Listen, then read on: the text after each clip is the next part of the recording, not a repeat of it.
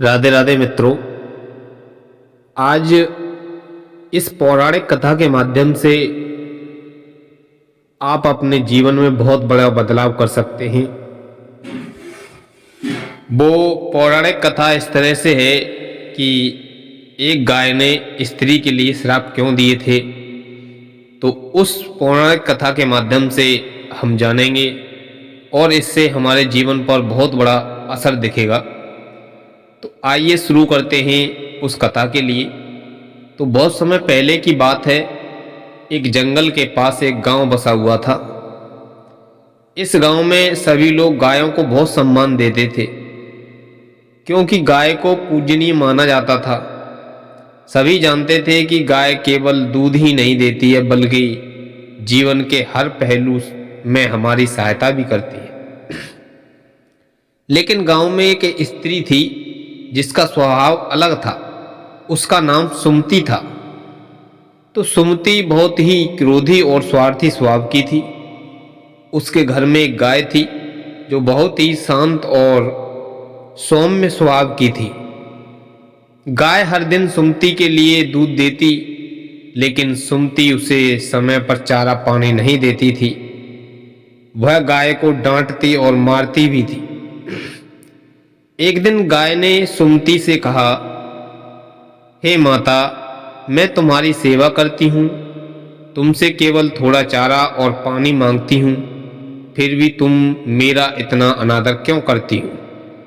तो दोस्तों, एक बात और बता दें कि पहले जो पशु पक्षी थे वो मानव की तरह आवाज़ों में बातें करते थे। तो सुमति ने गाय की बात अनसुनी कर दी और फिर उसे मारने लगी।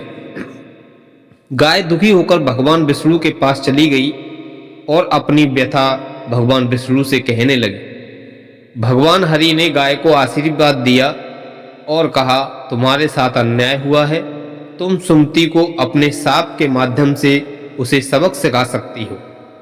तो यह शाप उसके लिए उसके कर्मों का फल देंगे। तो गाय सुमति के पास वापस आ गई और उसने कहा, हे स्त्री, तुमने मेरे साथ बहुत अन्याय किया है। मैं तुम्हें 3 श्राप देती हूँ ताकि तुम अपने कर्मों का फल समझ सको और सुधार कर सको। तो गाय ने पहला श्राप उस स्त्री के लिए क्या दिया, आइए जानते हैं कहानी के माध्यम से। तो पहला श्राप दिया था कि स्त्रियों को रजस्वला होना पड़ेगा। गाय ने कहा, तुमने मेरा शरीर पीड़ा में रखा, इसलिए अब से स्त्रियों को हर महीने शारीरिक कष्ट सहना पड़ेगा। यह कष्ट तुम्हें यह याद दिलाएगा कि किसी भी जीव को कैसे कष्ट देना कितना बुरा होता है। आइए जानते हैं दूसरा श्राप। दूसरा श्राप था प्रसव पीड़ा सहनी होगी। गाय ने कहा, तुमने मेरे दूध और मेरी सेवा का अपमान किया है, इसलिए जब कोई स्त्री मां बनेगी तो उसे प्रसव पीड़ा सहनी पड़ेगी। यह पीड़ा उसे यह सिखाएगी कि जीवन देना और सेवा करना कितना महत्वपूर्ण है। तीसरा श्राप दिया कि पति के बिना स्त्री असहाय महसूस करेगी। गाय ने अंत में कहा, तुमने मेरी आत्मीयता और प्रेम को ठुकराया है, इसलिए अब से स्त्रियों को अपने पति या साथी पर निर्भर रहना पड़ेगा। उन्हें अपने जीवन में सहारे की आवश्यकता होगी ताकि वे दूसरों के साथ प्रेम और सम्मान से पेश आएं।